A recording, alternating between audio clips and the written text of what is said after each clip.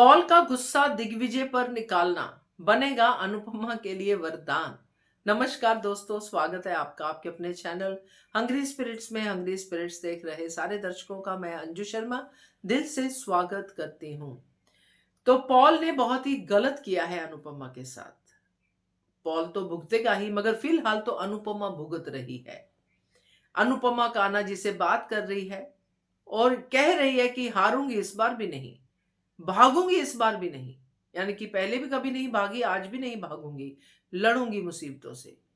मगर पॉल के लिए गुस्सा तो अनुपमा का चलेगा, क्योंकि साइकिल पे जब घर पे वापस आएगी और बंकू को डांट पड़ते देखेगी तो कंट्रोल नहीं कर पाएगी। तो ये गुस्सा तो वरदान बनने वाला है दोस्तों। बताती हूँ कैसे। पहले वही निवेदन, जिन्होंने अभी तक चैनल को सब्सक्राइब नहीं किया है कर लीजिए। साथ में दोस्तों बेल आइकन दबाइएगा ताकि आपको हमारे वीडियोस के नोटिफिकेशन मिलते रहे। तो बंकू को डांट पड़ रही है। बंकू जो अब तक अनुपमा का फेवरेट बन चुका है, बंकू जो अपने आप में कई सच छुपा के बैठा हुआ है, कई दर्द छुपा के बैठा हुआ है। अब बंकू के दर्दों का इलाज भी तो अनुपमा ही करेगी। इसलिए अनुपमा का प्यार बंकू के साथ जो बढ़ता जा रहा है, एक भाई बहन का रिश्ता जो बढ़ता जा रहा है।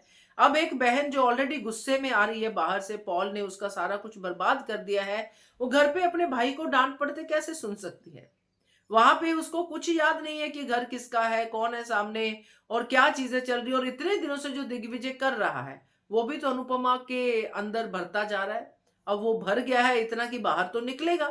और जब किसी और पे गुस्सा होता है, उसके ऊपर कोई और गुस्सा दिला देता है, तो वो गुस्सा उसी पे निकलता है। वही दिग्विजय पे अनुपमा का निकला कि इंसान तो समझो। अनुपमा ने लेफ्ट राइट दिग्विजय को ह्यूमैनिटी सिखा दी कि मशीन नहीं है ये बंकू, इंसान है, घड़ी नहीं है जो ऐसे ऐसे सुई की तरह चलता रहेगा। अब अनुपमा ने बोल तो दिया है और बंकू वहां से इशारे कर रहे, चुप करो चुप करो चुप करो। मगर अनुपमा को पता ही है हम सबको कि जब अनुपमा को क्रोध आता है, राइट की तरफ अनुपमा की आवाज उठती है, तो अनुपमा चुप नहीं होती है। अनुपमा ने नहीं सोचा कि मेरा अंजाम क्या होगा, इसके बाद मैं और जया कहां जाएंगे। निकल गया अनुपमा के मुंह से सच। ह्यूमन के ऊपर उसका जो बातचीत था वो उसने कह दिया। अब दिग्विजय के रिएक्शन क्या होंगे, दोनों तरह से हो सकते हैं। मगर जो मुझे लगता है वो ये है कि दिग्विजय यहां से चला जाएगा। दिग्विजय अनुपमा को कुछ नहीं कहेगा, उसकी डांट सुन के चला जाएगा। और अनुपमा इस वेट में रहेगी कि अरे अब तो बस सामान ही पैक कर ले, अब तो मुझे घर पे रुकने का मौका ही नहीं मिलेगा।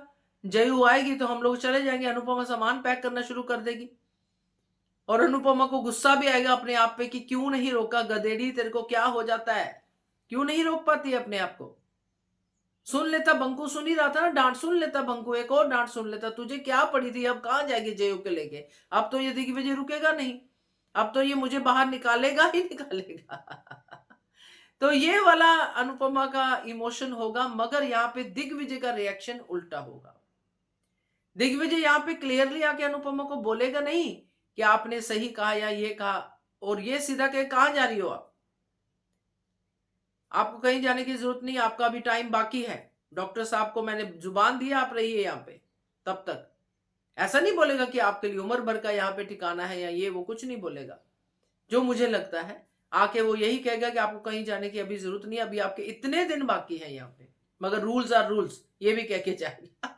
सो इतनी जल्दी तो चीजें छूटती नहीं है ना। तो ये सब अनुपमा देखेगी। मगर अनुपमा, हम सब जानते हैं कि अनुपमा दिल के अंदर झांक लेती है।